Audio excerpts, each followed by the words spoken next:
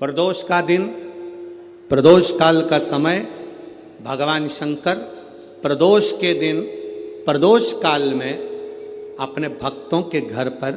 नंदी के कान में जो बोल कर जाता है, शिवजी नंदी पर बैठकर उस भक्त के दरवाजे पर उसका कल्याण करने के लिए प्रदोष के दिन प्रदोष काल में पहुंचते हैं। परमात्मा पर भरोसा करने वाला और प्रदोष का व्रत करने वाला कभी खाली झोली लेकर नहीं जाता, याद रखना।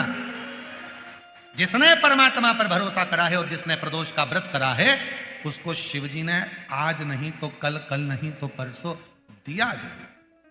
जिसने बाबा पर भरोसा करा, जिसने सोमवार, पशुपतिनाथ ऐसे व्रतों को जो धारण करता है, कोई 16 सोमवार करता है, कोई पशुपति व्रत धारण करता है, कोई प्रदोष व्रत करता है, कोई सोमवार की अष्टमी का व्रत करता है, जो मांगा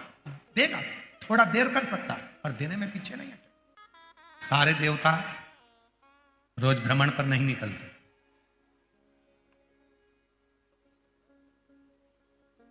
33 कोटि देवता में केवल एक देवता है, देवादिदेव महादेव, जो प्रतिदिन प्रदोष काल में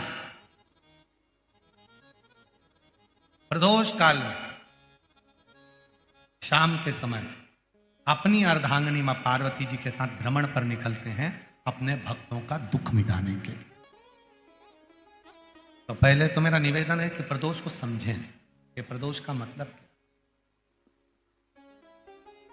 संसार का कोई मनुष्य कितने भी दोष कर ले, उसकी जिंदगी के सारे पाप उसने जितने भी करे हों, यदि प्रदोष का दिन है, जिस दिन प्रदोष है उस दिन यदि उसने व्रत धारण करा, केवल एक दिन ऐसा होता है प्रदोष का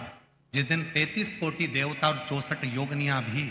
भगवान शंकर के सामने अपने मन की बात कहने के लिए प्रदोष काल में खड़े होते हैं और शिवजी अपने हाथों से उनके दुख मिटाते मिटाते जाते हैं। वो प्रदोष का व्रत युग में, त्रेता युग में, द्वापर में और कलयुग में,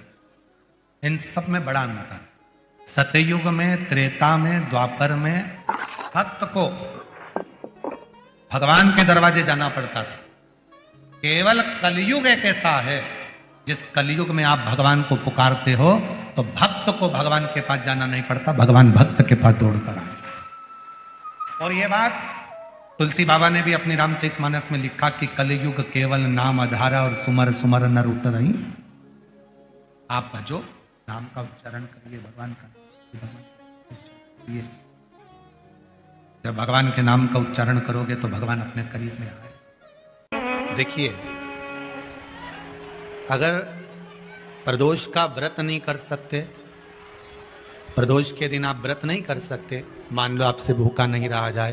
प्रदोष का व्रत नहीं कर सकते, प्रदोष के दिन आप भूखे नहीं रह सकते, मंदिर भी नहीं जा सकते, दिया भी नहीं लगा सकते, तो शिव महापुराण की कथा कहती है कि प्रदोष के दिन, प्रदोष काल में अपने ही दरवाजे के पास में देवादिदेव महादेव का स्मरण कर लक्ष्मी की वृद्धि के लिए, कार्य सिद्धि के लिए, संपदा को प्राप्त करने के लिए आप अपने ही दरवाजे के पास में एक दीप लगा सकते हो। कौन से दिन? प्रदोष के। एक बात और अच्छे से समझ लीजिए, जो बच्चे चिड़चिड़े होते हैं, चाहे घर में बेटे हों, बहुएं हों, सास हो, ससुर हो, परिवार में छोटे छोटे बच्चे हों, चिड़चिड़ प्रवृत्ति करते हों या चिड़चिड़ा स्वभाव हो,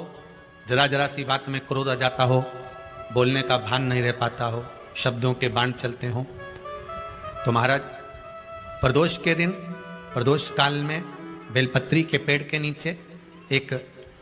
जो पत्ता आपके पास में हो, पान का मिल जाए तो पान का, पीपल का मिल जाए तो पीपल का, बेलपत्र का मिल जाए तो बेलपत्र का, उस पत्ते पर मात्र थोड़ा सा शहद और 7 दाने चावल के रखकर घी का दिया लगा दो महाराज, और थोड़ा सा जल हाथ की अंजलि में लेकर भगवान देवादिदेव महादेव का स्मरण कर कि इस बेलपत्री के वृक्ष के नीचे माता लक्ष्मी